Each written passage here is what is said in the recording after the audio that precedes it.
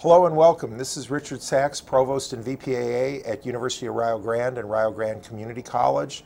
I'm delighted to be here for the Voice of Rio Grande.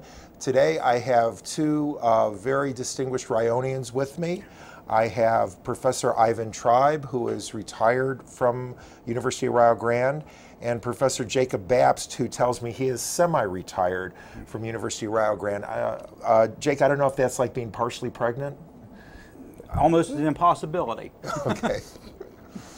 Well, we're delighted to be here today. They have just published in March of 2015 an Images of America series book called West Virginia's Traditional Country Music. And as somebody who's recently purchased the book and gave it a quick reading last night, it's just fascinating. If you love Appalachian culture, if you love music, you're really going to like this book, and you have to go out and get it. If you live in Gallipolis, there's more copies of it at the Hallmark store right there on State Route 7, and I've been assured that we'll have copies in the bookstore soon as well. I'd like to start by asking our authors today, you use the term traditional country music, which is kind of an overarching term. The term frequently used as bluegrass, does that come from Kentucky bluegrass? And to what extent is this music coming directly or indirectly from the folk traditions in the British Isles? Some of all of those. Bluegrass music was associated with Bill Monroe, who was from Western Kentucky and called his band the Bluegrass Boys from the Bluegrass State. And people playing that style or a style derived from that use the term bluegrass.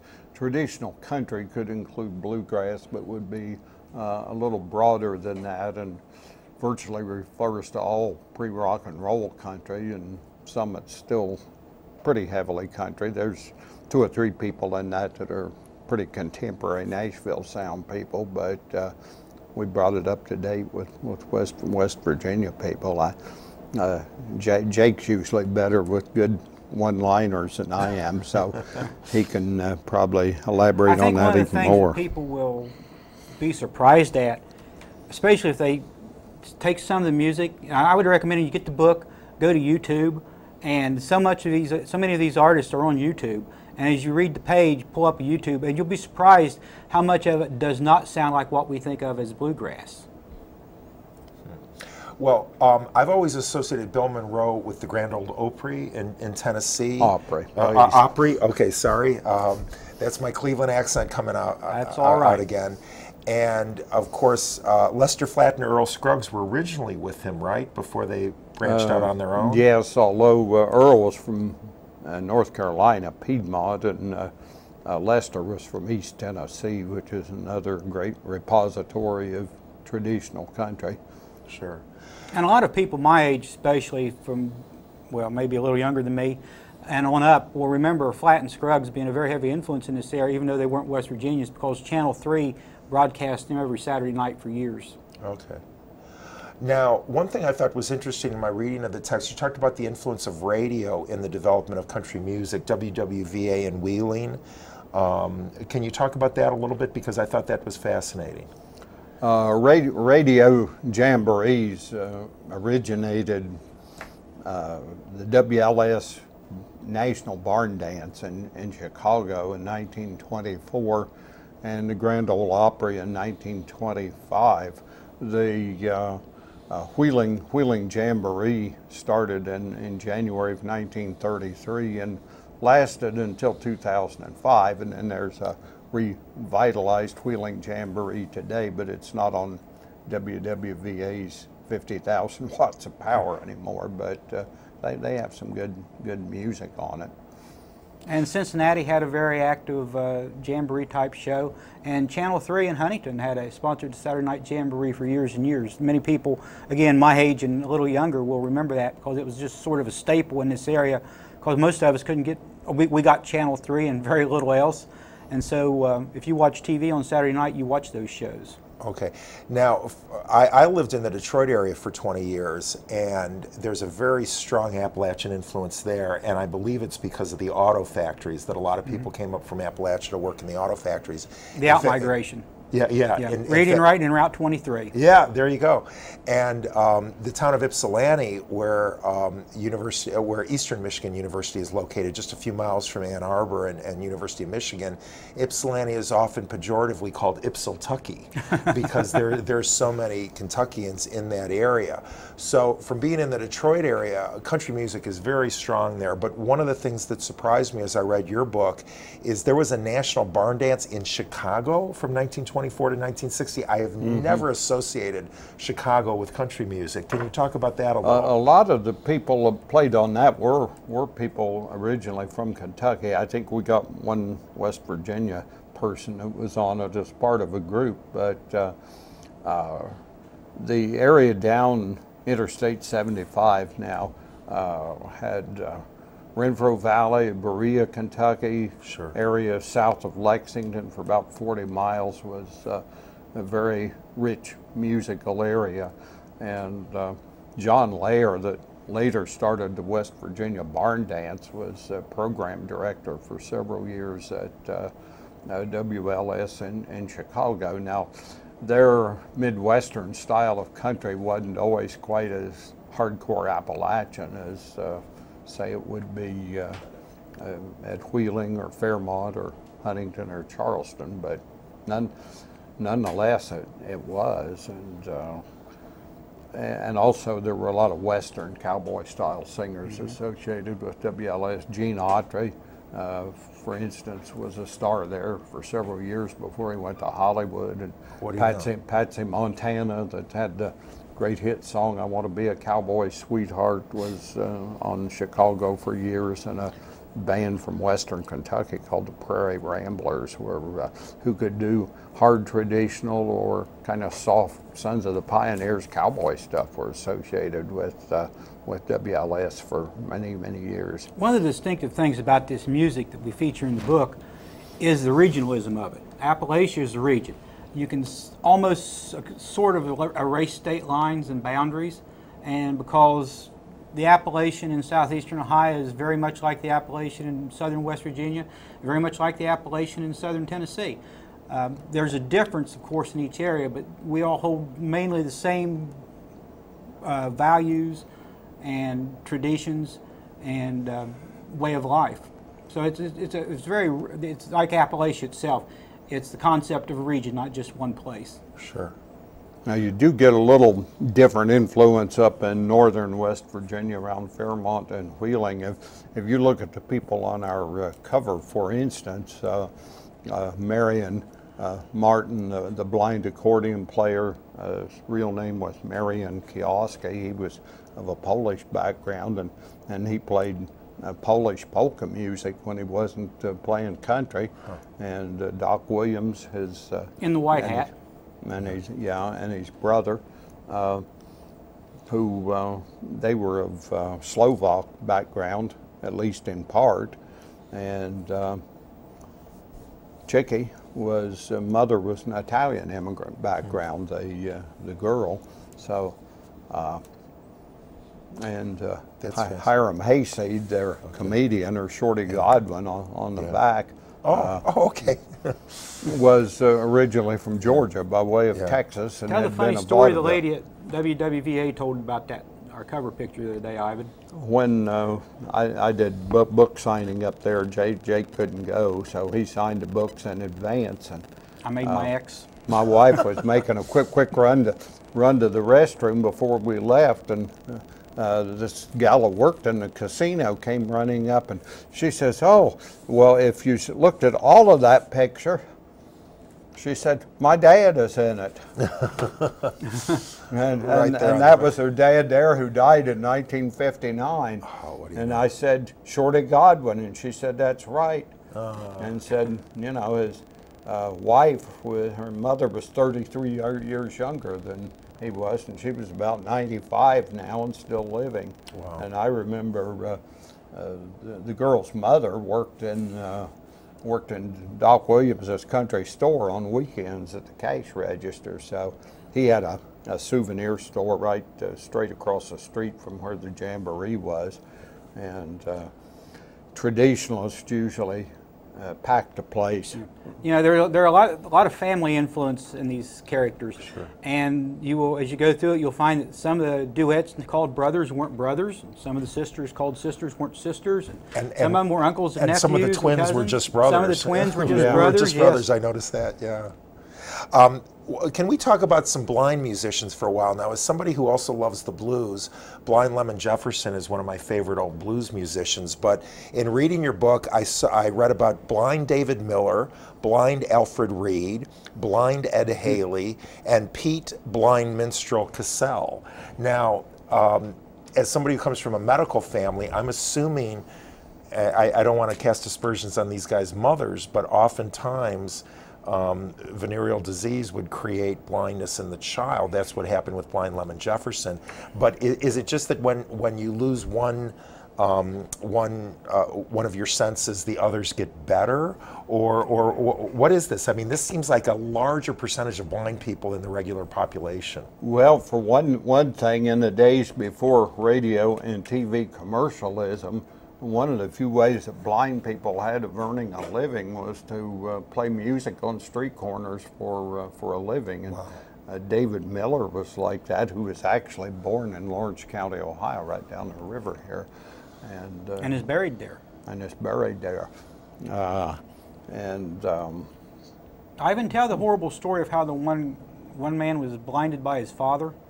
Oh yeah, blind Ed Haley, who apparently was not born blind, and he had a father lived down in Logan County, West Virginia, that was a heavy drinker, and he actually dipped blind Ed in when he was three years old, head first in a bucket of ice water or a barrel of ice water to get him to quit crying, and blinded him.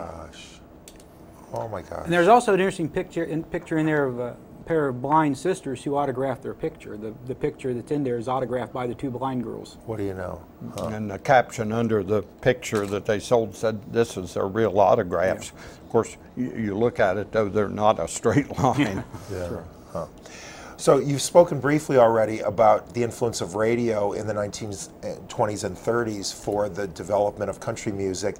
And then later in the book, you talk about the growth of TV in the 1950s. Can you comment on that a little bit?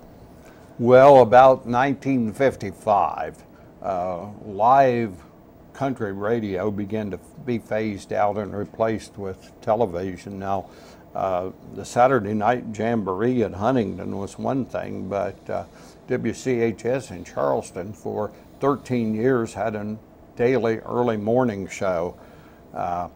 And for that whole 13 years, it was usually an hour. Sometimes it was an hour and a half. It may have even been 2 hours. So 5 and 6 days a week, that was the show that blanketed much of West Virginia more than anything else. And several people featured in there. Buddy Starcher, he was an old radio veteran, and so too were Sleepy Jeffers and the Davis twins.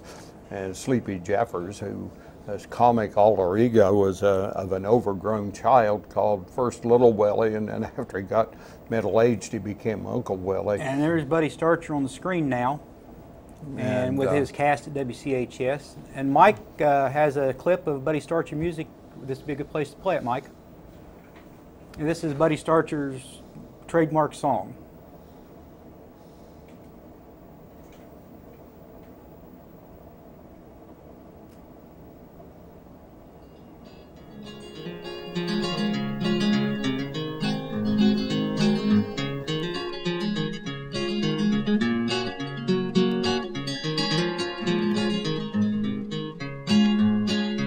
Years have gone since we were childhood sweethearts, blissful days I shall never forget.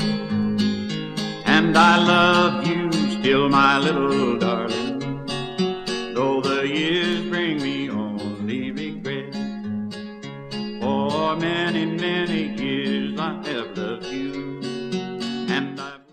So your book discusses both the Buddy Starcher show and also the Sleepy Jeffers show. In 1966, Buddy Starcher had a giant hit called History Repeats Itself, which was mostly a recitation comparing things about John Kennedy and Abraham Lincoln. And for a while he was too big for local TV, so he moved on to Nashville. And then Sleepy Jeffers and the Davis twins, who were on the show already, simply took it over. And Sleepy, who was also known as Uncle Willie, had a kids' cartoon show in the afternoon. With a bow tie that spun around like a propeller. And also, I think, lit up.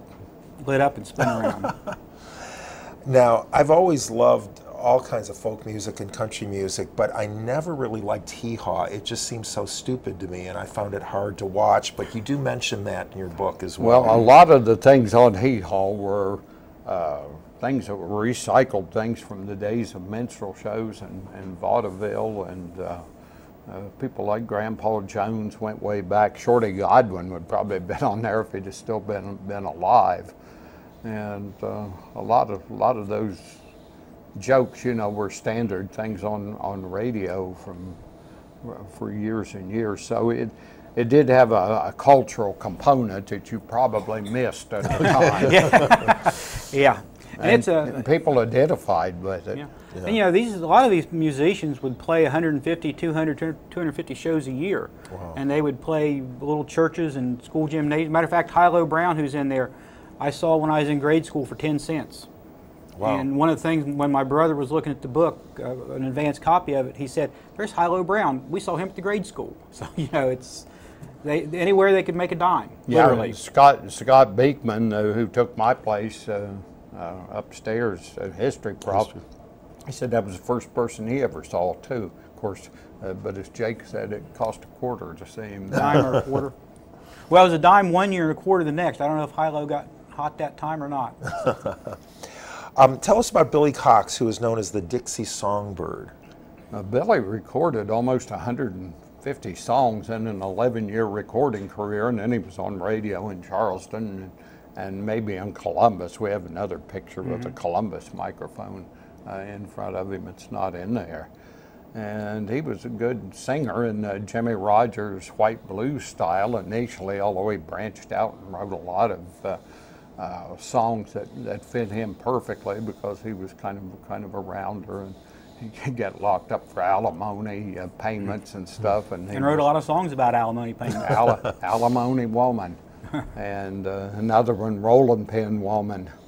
And my favorite's called The Jailer's Daughter, about how he got locked up for non-support, and he said, "So I got locked up for alimony, and I guess I'll have to pay, but before I pay another cent, I'll wait till the judgment day," and then goes on to explain he loves the jailer's daughter because she brings him cake and pie when he's in jail, so, which is probably real life, and then eventually wrote a song many years later called The Wino's Last Prayer, which might be autobiographical. I'm not sure, except the wino in that song's about to get executed. And Billy Cox to me is the most interesting character in the book. Really? Because I think his music, and Mike's got a cut of a song that he's going to play here in a second or two.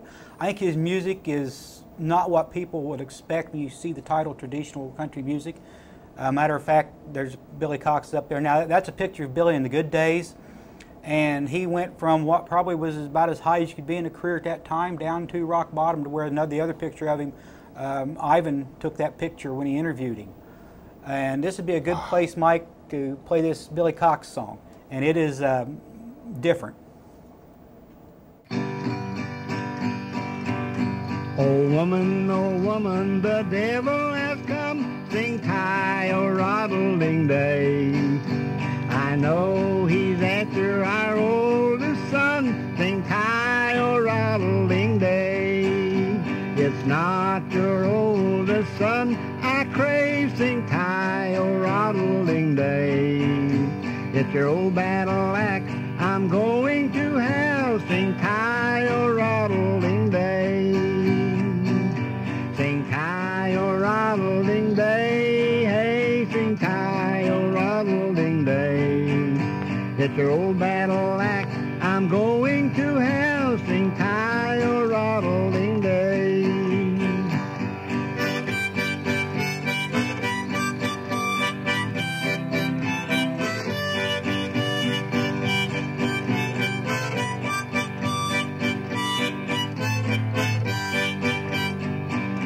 when the old woman landed away down. Professor Tribe mentioned that the song we just heard was a child ballad, and of course Child collected a lot of mostly British Isles folk songs, to my knowledge, right? Yeah. So again, we see that connection between Appalachian music and the British I think Isles. the original title that Child used was either the Farmer's Cursed Wife or the Farmer's Wife and the Devil. But eventually, as the song goes, the woman is so mean and nasty that the devil brings her back. Okay. And you know, and from that same tradition, you have the Jack Tale, which is a standard of Appalachian culture. You know, and most people know it as Jack and the Beanstalk. And a lot of these songs and some of the musicians relied on also the Jack Tales for some of their background material. And so a lot of it is what sounds different can be traced back to the British Isles, back to the 1500s. Right. And it's interesting to me, sometimes the same song, the same tune has different names on either side of the Atlantic, the same way some of our Civil War battles are called something different in the North and the South because the perspective is different. That's fascinating. You mentioned in the text how in the late 1950s there's a renewed interest in folk music, and you cite two songs that are two of my favorite folk songs, the Kingston Trio singing Tom Dooley and Johnny Horton with his wonderful Battle of New Orleans. Can you talk about either or both of those songs? Yeah, you want to or you want me to? You go ahead and you start. Okay. I'll yield to your seniority. Tom Dooley was based on a true incident down in North Carolina, I believe Wilkes County, where a man named Thomas Dooley killed an ex-girlfriend named Laura Foster. And of course, not in the song, but the reason he killed her was that he had caught a venereal disease from her and passed it on to his new girlfriend. And then the Grayson mentioned in the song was a Tennessee Civil War officer, Union officer. East Tennessee had a preponderance of Unionist sentiment, and the Grayson that first recorded the song in 1927 was the nephew of the Grayson that captured Tom Dooley from a place very close to Mountain City, Tennessee, which is almost as far east in Tennessee as you can get, and he was blind. And the Battle of New Orleans was based on a battle fought after the peace treaty had been signed in the war. That's right. I always tell my students of American history and American literature that I believe the treaty was signed December of 1814 and the battle was several weeks later in January of 1815. Of course, nobody in the battle knew that at the time. Well, sure, but that's Andy Jackson. Pardon me. A fiddle tune called the 8th of January that commemorated that, which was recorded many times in the 20s, but this Arkansas school teacher whose recorded pseudonym was Jimmy Driftwood. His real name was James Morris, and he made up lyrics to that. And you had an era in there in both country and pop music at the time called the era of the saga song, which was really kind of false folk songs for the most part. Tom Dooley was real, but the Kingston Trio's arrangement was pretty smooth. And there was, some of them was based on true incidents. Johnny Horton specialized in that. North to Alaska, that type of song. North to Alaska, Sink the Bismarck when it's springtime in Alaska, but Battle of New Orleans was real, but the lyrics were new. Johnny Horton probably got the most mileage out of that song. I mean, that was basically, you think of Johnny Horton, his career, Battle of New Orleans comes up first. But my personal favorite rendition of that is by the Nitty Gritty Dirt Band, which I saw here actually in 1975 in Line Center. I saw them perform it live, but also on their album Will the Circle Be Unbroken, which is about a 25-year-old album now. But if you were to, if I was starting a music collection and I wanted to start studying country music and I want to get interested, the first album I would buy would be the Will the Circle Be Unbroken album by the Nitty Gritty Dirt Band, and a cast of literally dozens and dozens of people, including several of the people in the book. Bill Monroe was in it. Jimmy Martin was in it. Flatt and Scruggs were in it. Roy Acuff's in it. Roy Acuff was in it. Virtual who's who. Many of the people in the Country Music Hall of Fame and the Bluegrass Hall of Fame were on the Will the Circle Be Unbroken album. Maybelle Carter. But that was one that renewed broader interest in older music in it too. Just as Buddy Starcher recorded the Battle of New Orleans too. He's the guy that covered it on Starday Records. So. I think I could sing the song, but I don't think we have enough time for it. But it is one of my favorites. Go ahead, Richard. We'd love to hear you sing. No, you're going to have to buy me a beer on your deck first, Jake. Then I'll go after it. Okay. One of the great pictures in this book is Senator Robert Byrd of West Virginia fiddling. And I recall, I never, of course I knew of Senator Byrd for years, but I never heard him play. I did hear President Bill Clinton play saxophone a few times. So I guess it's a good thing for a politician to be able to play. Was Senator Byrd a good fiddler? Pretty good, I guess. He has an album. He had an album on County Records, which is a great mail order place in Virginia that's selling our book, by the way. And I think that was County's bestseller. I'm not sure it was better than some of the other fiddle players. Probably not as good as Clark Cassinger. Clark Cassinger's by far the greatest fiddle player to ever come out of West Virginia, who had a career in the 20s and a later career in the 60s after he was rediscovered. And in fact, I think it was Clark that led to the rediscovery of Billy Cox, because, they'd been around in the 20s and knew each other. And Senator Byrd did that when he actually made the album when he was a senator. And being a Marshall graduate, my graduate work came from Marshall, so I'm used to seeing buildings named Robert C. Byrd, and dams named Robert C. Byrd, and rest stops named Robert C. Byrd, and Robert C. Byrd trash cans, and what, it's one of those things. Tennessee, which of course is not our main topic today, but in 1886, two traditional fiddlers who were brothers opposed each other in the race for governor down there. Robert Love Taylor and Alfred A. Taylor. And Alfred was the Republican candidate, Robert was the Democrat candidate. Robert won that election, but eventually in 1920, Alfred Taylor became a governor of Tennessee as well. And after he retired as governor, he organized a gospel quartet that recorded on Victor called Alf Taylor's Old Limber Quartet. Well, what do you know? Just to bring it up to the modern day, since we're closing the end of our time here, can you talk about Glendale, West Virginia native Brad Paisley, who's very well known to country music followers across the country? Well, right now he's this ultimate reigning West Virginia superstar. A little before that, it was Kathy Mattea, who I volunteered to go interview, but I couldn't. So we could never get by either one of them's PR people. The hardest pictures to come by, believe it or not, in this entire book of 214 pictures, the hardest pictures to get were the ones of Brad Paisley, because when Ivan had written a note to the PR people asking, would Brad write the introduction, and they found out we were doing this book, so they had to have approval of the pictures. They sent us 3 or 4 pictures to choose from, and that was it. And we had to guarantee them 2 pictures in the book, and they had final say over what pictures we used and the text. And every mention of him in the text, even though the mentions were so minimal, it couldn't have offended anyone. Just his name, and it was fascinating to me that the newest guy was the hardest one to get pictures of. Yeah. And I don't really think it was him as much as the PR network that surrounded him. Yeah. Yeah. In our final minute, can you talk about Mountain Stage on West Virginia Public Radio, and also the fact that Ivan, one of the great things about living in the Ohio Valley here is we have Ohio University Public Radio, we have West Virginia Public Radio, and we have Kentucky Public Radio. And I can't even tell you which station, but Sunday night, Ivan, you have a show. Well, I'll tell Ivan's show. Ivan and Indiana Tribe have been doing hornpipe and fugue on WOUB television or radio at 5 o'clock on Sunday afternoon for at least, we had this discussion yesterday, Josie and I did. Have you been in that for 25 years?